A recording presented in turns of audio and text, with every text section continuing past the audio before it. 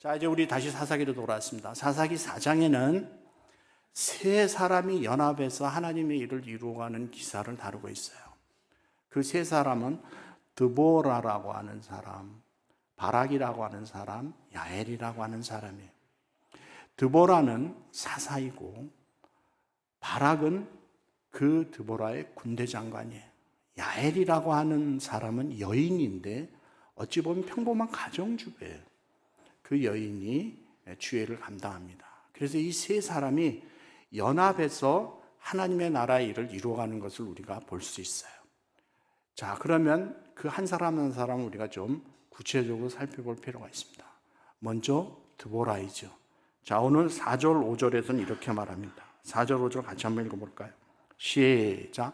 그때 랍비도스의 아내 여선지자 드보라가 이스라엘 사사가 되었는데 그는 에브라임 산지 라마와 베델 사이 드보라의 종려나무 아래에 거주하였고 그에게 나아가 재판을 받더라. 아멘. 자, 이 드보라는 사사인데 12명의 이스라엘 사사 중에 유일하게 여인이에요. 여자란 말이에요. 여러분, 수천 년 당시 팔레스타인에 여자가 사사로서 섬긴다? 쉽겠습니까? 어렵겠습니까? 그 당시 사회 통념이 이걸 쉽게 받아들일까요? 아닐까요? 멀리 갈 것도 없습니다. 우리가 태어나서 자랐던 대한민국만 가봐도 여기 지금 한 70대 이상 되신 권사님들은 몸으로 피부로 느끼면서 사셨을 거예요. 그죠? 네. 여인들의 인권 그렇게 존중되지 못했던 사회죠.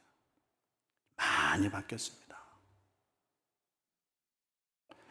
수천 년 전에 이스라엘 더했다는 거죠. 이스라엘 남자 랍비가 감사기도 할 때 이 세 가지가 들어가요. 그것을 보면 우리가 더 감을 잡을 수 있는 거죠. 이스라엘 랍비들이 기도할 때, 감사할 때 첫째는 하나님, 제가 이방인으로 태어나지 않아서 감사합니다. 그렇게 기도했어요. 이거 당연히 받아들일 수 있죠. 그죠? 이방인으로 안 태어났고 하나님의 택한 백성으로 태어났으니 얼마나 감사해요. 두 번째는 하나님, 제가 짐승으로 태어나지 않아서 감사합니다. 그 기도했어요. 짐승으로 안 태어났으니까 얼마나 감사하겠어요. 근데 문제는 세 번째. 하나님, 제가 여인으로 태어나지 않아서 감사합니다. 이 기도를 했단 말이에요.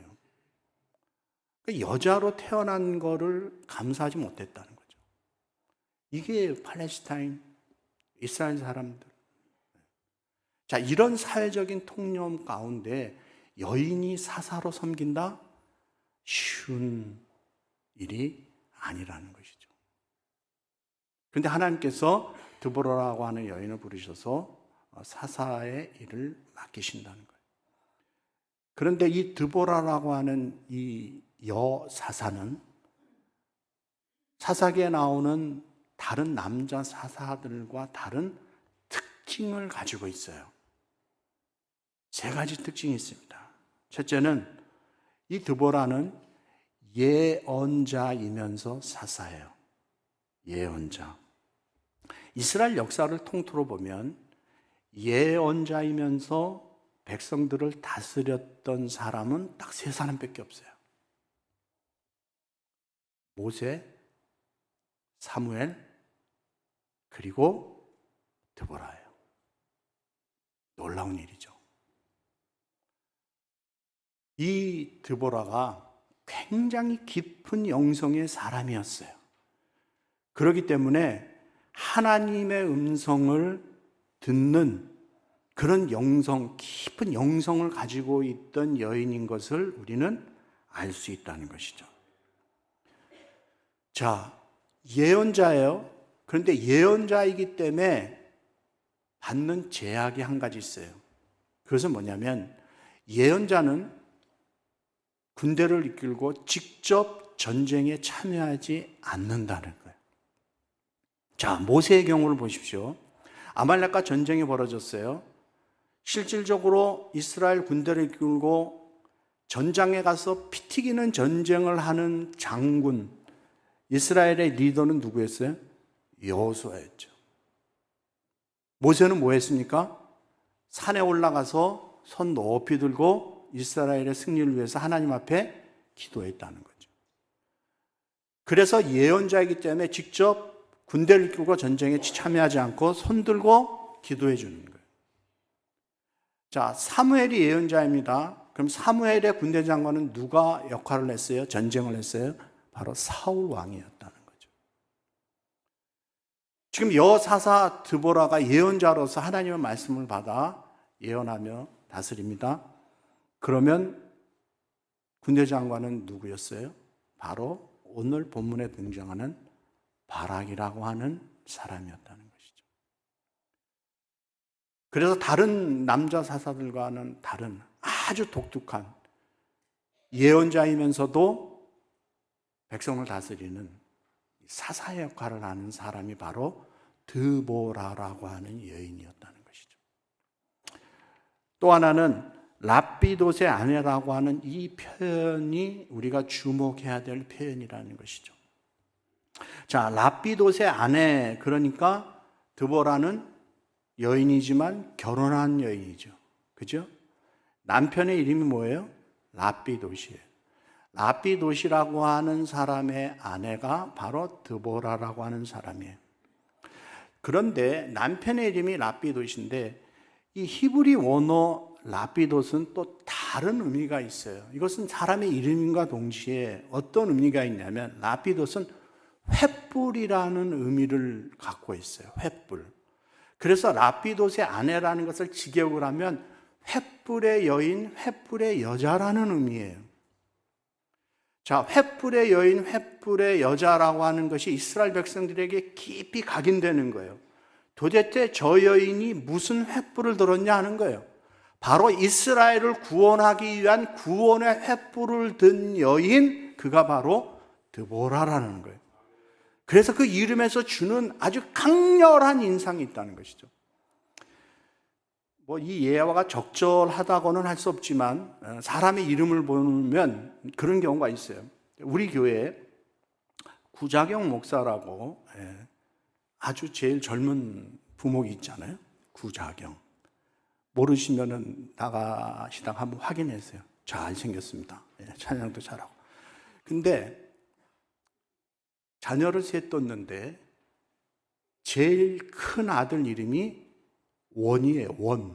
원아 불러요. 근데 성이 뭐예요? 구시예요. 아니 성이 뭐냐니까 성이 구시예요. 이름이 원이에요. 자, 그러면 뭐라고 불러야 돼요? 구원아. 구원. 자, 이 구원이가 커서 장가를 갔어요. 아내를 맞이했어. 그러면 그 아내를 어떻게 표현해요? 누구의 아내? 구원의 아내가 되는 거예요.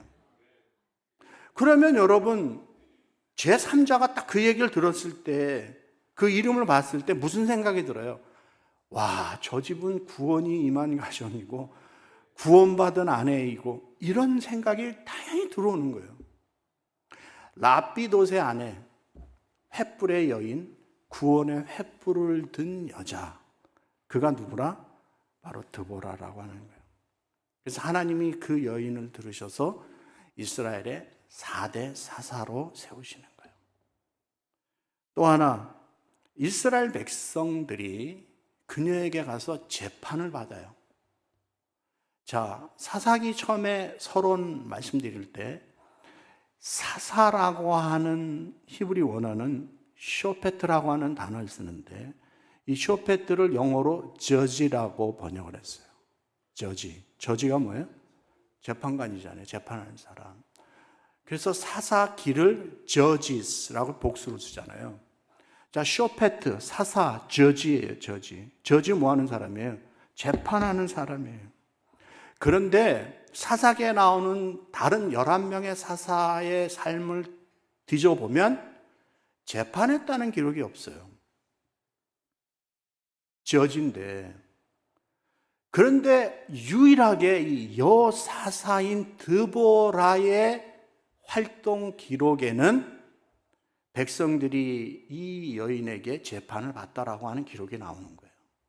자, 5절 하반절 같이 한번 읽어봅니다. 시작. 이스라엘 자손은 그에게 나아가 재판을 받더라. 아멘. 이스라엘 자손들이 드보라에게 가서 뭘 받아요? 재판을 받는 거예요. 재판을 받는다는 건 뭐예요? 이스라엘 백성들이 그 여인을 사사로 인정한 거예요.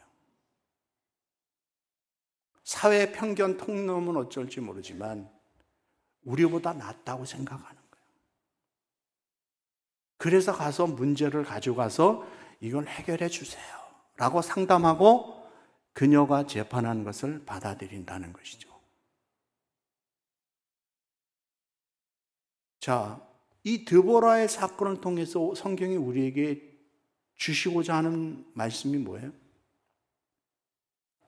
사람은 개인적으로든 아니면 그룹적으로든 아니면 어떤 사회적으로든 어떤 개인의 사회적인 통념이 있어요. 쉽게 가면 어떤 유리천장 같은 게 다 있어요. 뭐는 되고 뭐는 안 되고 이건 틀렸고 아니고. 사람들은 사회 통념을 만들었고 유리천장을 만들었어요. 그건 사람이 만든 거예요. 하나님은 그걸 만드시지 않았다는 거죠. 만약에 하나님이 그걸 만드시고 그걸 인정하신다고 하면 드보라는 사살을 할 수가 없는 거예요. 그 랍비가 여인으로 태어나지 않은 거 감사합니다라고 그들은 기도했을지 모르지만 하나님은 그 모든 인간들의 통념과 유리천장을 뛰어넘어 역사하시는 분들이에요. 오늘 예배드리는 성도 여러분, 이건 비단 여인에게만 해당되는 게 아니에요. 남자들에게도 마찬가지고 특별히 우리가 이민자로 살면서도 마찬가지예요. 눈에 보이지 않는 어떤 그런 사회적인 통념, 이건 되고 이건 안 되고 이런 유리천장 속에 나를 가두면 안 돼요. 하나님의 역사, 성령의 역사는 우리로 자유케 하시는 역사예요. 그 자유는 뭐 방탕하고 내 하고 싶은 대로 사는 것을 의미하지 않아요. 하나님이 주신 말씀과 하나님의 질서 안에서 오는 자유함이에요. 인간이 만든 그런 유리 울타리가 아니라 하나님은 우리에게 그것을 뛰어넘는 자유함을 주세요. 이 은혜를 누리고 살아가는 주님의 백성들 되시기를 주의 이름으로 축복합니다. 두 번째, 바락이라고 하는 사람이에요. 자, 14절 16절 같이 한번 읽어봅니다. 시작. 드보라가 바락에게 이르되 일어나라. 이는 여호와께서 시스라를 내 손에 넘겨주신 날이라. 여호와께서 너의 앞서 나가지 아니하시느냐 하는지. 이에 바락이 10,000명을 거느리고 다벌산에서 내려가요. 바락이 그의 병거들과 군대를 추격하여 하르셋 할고임에 이르니 시스라의 온 군대가 다 칼에 엎드려졌고 한 사람도 남은 자가 없었더라. 아멘. 자, 바락이 이제 드보라를 통해서 주시는 하나님의 말씀을 받습니다. 그리고 그 말씀을 받고 일어서는 거예요. 그리고 이스라엘을 구원하기 위해서 전쟁에 나갑니다. 선봉장이 돼서 군대장관으로 나가는 거예요. 그런데 지금 전쟁을 하는 이 상황이 그렇게 만만한 상황이 아니라는 거예요. 전력 면에서 보면 게임이 안 돼요. 적군은 철병거가 900대래요. 그 얘기는 신형 탱크가 900대 있는데 아군은 탱크가 한 대도 없는 거예요. 마치 우리나라 6.25 같은 거예요. 북한군은 탱크로 밀고 내려오는데 남한은 탱크 한 대도 없는 거예요. 그 탱크 향해서 소총 백날 쏴봐야 안 되는 거예요. 지금 그거보다 더 처참한 상황이 이 바락이 지금 군대를 이끌고 나가서 전쟁하는 상황이라는 거예요. 여러분, 철병거예요. 철로 만든 병거예요. 예? 탱크 같은 거예요. 그런데 그 당시 이스라엘 백성들에게는 철제 무기가 없는 거예요. 어떻게 싸워요? 철제 무기가 없는지 어떻게 아는가? 성경이 이렇게 말씀하잖아요. 자, 사무엘상 사울과 요나단이 전쟁에 나갔을 때의 상황이에요. 제가 했습니다. 그때에 이스라엘 온 땅에 철공이 없었으니, 철공이 없는 거예요. 이는 블레셋 사람들이 말하기를 히브리 사람이 칼이나 창을 만들까 두렵다 하였습니다. 싸우는 날에 전쟁이 벌어졌어요. 사울 왕이 군대를 이끌고 아들 요나단을 데리고 나가서 전쟁해. 그런데 싸우는 날에 사울과 요나단과 함께한 백성의 손에는 칼이나 창이 없고, 칼이나 창이 없으니 도대체 뭘로 싸웠냐 하는 거예요. 오직 사울과 그의 아들 요나단에게만 있더라. 아멘. 오직 사울과 요나단만 칼을 가지고 나간 거예요. 전쟁에 나간 이스라엘 백성은 손에 칼과 창이 있더라 없더라? 없더라.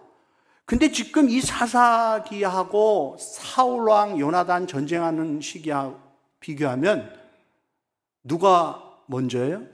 이 사사기가 먼저고 이 사울과 요나단은 훨씬 뒤의 얘기예요.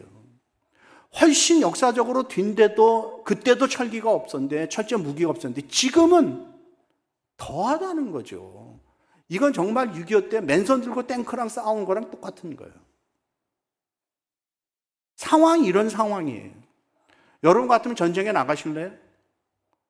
하나님의 말씀이 임했다. 너 앞장서서 나가서 싸워야 된다. 나가실래요? 이게 남의 일이라고 쉽게 생각하시면 안 돼요. 근데 바락이 그 하나님의 말씀을 믿고 하나님을 신뢰하는 거예요. 그래서 이 말도 안 되는 처참한 상황 가운데 나가요. 누가 이겨요? 어떻게 이겼어요? 자, 15절 같이 읽습니다. 시작. 여호와께서 바락 앞에서 시스라와 그의 모든 병거 그의 온 군대를 칼날로 혼란에 빠지게 하시고 시스라가 병거에서 내려 걸어서 도망한지라. 아멘. 하나님께서 역사하시니까 철병거 작살나고 그 적장 시스라가 철병거에서 튀어내려서 도망가잖아요. 성경이 우리에게 뭘 말씀해 주고 싶은 거예요? 전쟁은 우리께 속한 게 아니에요. 여호와께 속한 줄 믿습니다. 여러분의 소유 능력 가진 걸로 이기는 것이 아니라 정말 게임이 안 되는 전쟁이고 어찌 보면 상대는 거인인데 우리는 그 앞에 메뚜기같이 보일지라도 하나님의 말씀을 신뢰하고 주님을 의지하고 나갈 때 하나님의 도우심으로 승리한다는 걸 또 가르쳐 주시는 거예요.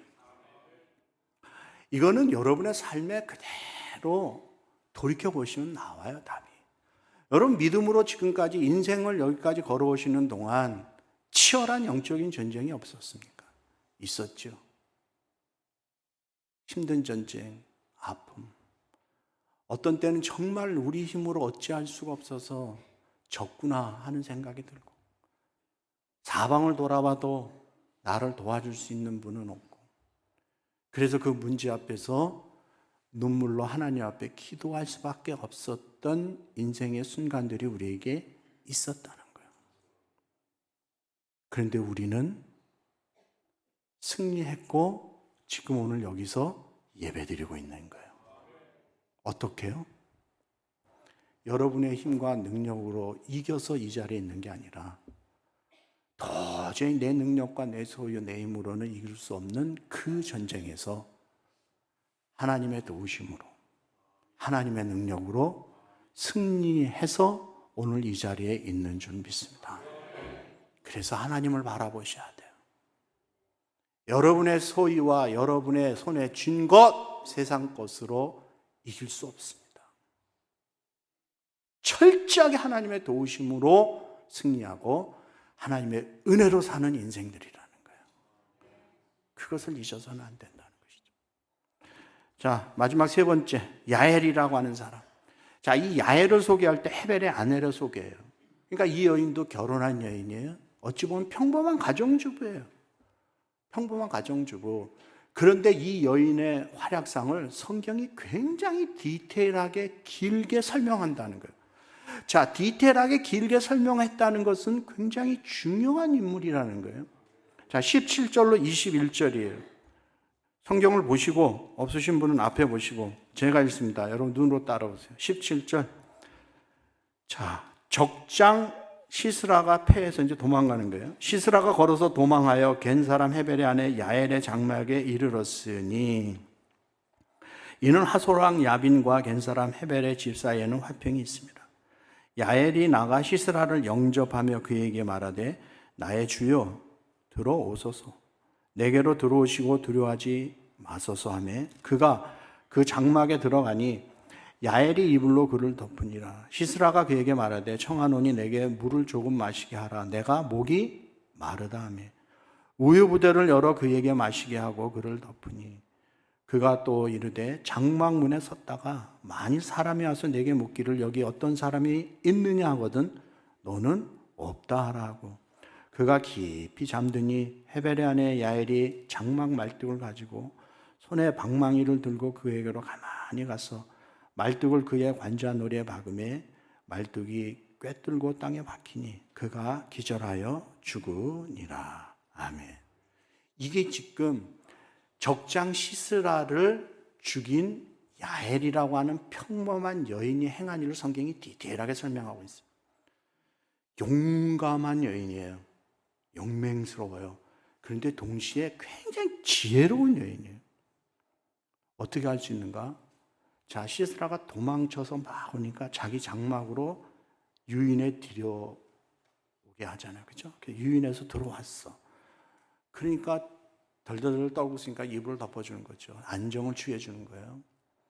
자, 안정을 취해주는데 적장 시스라가 뭐래요?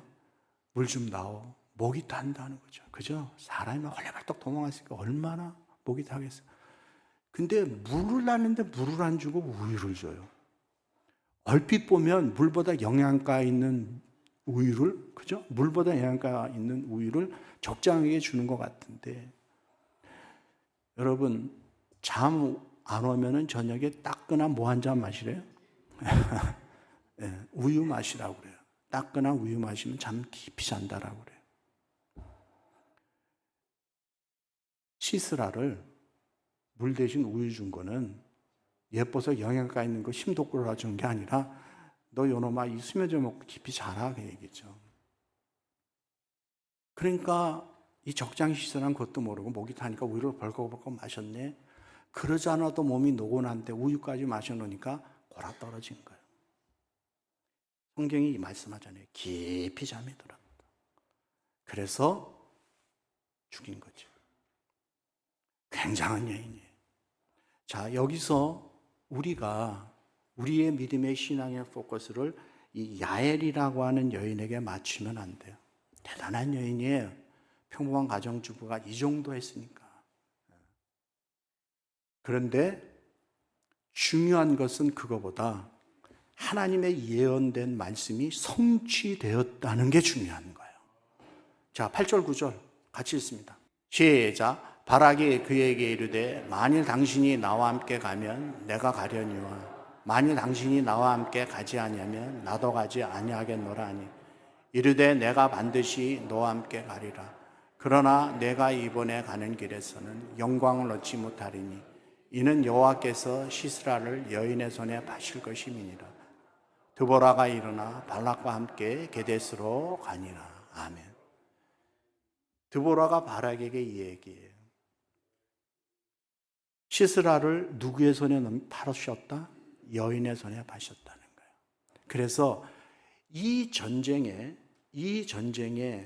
마무리는 적장을 죽이는 영광은 군대 장관인 바락에게 임하지 않고 말씀대로 여인의 손에 파신 이 예언의 말씀이 이루어져서 야엘이라고 하는 이 여인의 손에 시스라가 죽게 되는 거예요. 그리고 이 전쟁의 마무리와 적장을 죽이는, 그래서 영광은 누가 받아요? 야엘이에요. 야엘이라고 하는 이 여인이 위대해서, 아니 하나님의 예언의 말씀이 성취됨을 우리는 여기서 볼 줄 알아야 된다는 것이죠. 자, 오늘 이 드보라와 바락과 야엘 이 세 사람, 이 말씀에서 우리에게 주시고자 하시는 말씀은 뭐예요? 인간의 어떤 편협한 생각과 사람들의 어떤 사회적인 통념, 그리고 인간이 만든 유리천장, 이것은 뛰어넘어야 하는 거라는 거죠. 절대 여러분 그 울타리 속에 갇혀 계시면 안 돼요. 성령은 우리에게 능력을 주시고 예수 안에서 참 자유함을 주시는 줄 믿습니다. 그래서 그 자유함을 누리고 살아가는 주의 백성들 되시기를 주님의 이름으로 축복합니다. 하나님이 사람을 쓰실 때 외모로, 환경으로, 조건으로 쓰시지 않아요. 하나님은 그 중심을 보시는 거예요. 만약에 하나님께서 외모를 따지시고 조건을 따지신다면 하나님 앞에 쓰신 사람이 몇 명이나 되겠어요? 구원받는데 하나님이 조건을 따지시면 몇 명이나 되시겠냔 말이에요. 하나님은 그런 하나님이 아니세요. 우리의 중심을 보시고 우리의 중심을 원하시는 하나님이신 줄 믿습니다. 그러므로 사랑하는 성도 여러분, 여러분의 마음의 중심을 하나님 앞에 드리는 주의 백성들 되시기를 주님의 이름으로 축복합니다. 그리고 우리가 마지막 놓쳐서는 안 되는 중요한 것은 드보라, 바락, 야엘 전혀 다른 사람들이, 남녀가 연합해서 하나님의 나라 일들을 이루어 가시잖아요. 이스라엘의 구원의 역사를 이루어 가시죠. 이 모습이래야 돼요. 한 교회도 한 국가도 마찬가지예요. 여러분의 가정도 마찬가지예요. 성령이 하나 되게 하신 것을 힘써 지키고 마음이 하나가 되고 함께 손에 손잡고 협력할 때 하나님의 은혜가 임할 뿐만 아니라 놀라운 은혜를 경험할 줄 믿습니다. 지난주 우리는 연합에서 아름다운 결과를 돌출해내잖아요. 연합이에요. 협력이에요. 제발 좀 튀지 마시고 좀 삐지지 마시고 나는 니들과 달라 해서 따로 놀지 마시고 마음을 모아서 함께 하나님의 교회와 하나님의 나라를 세워가는 주의 백성들 되시기를 주님의 이름으로 축복합니다.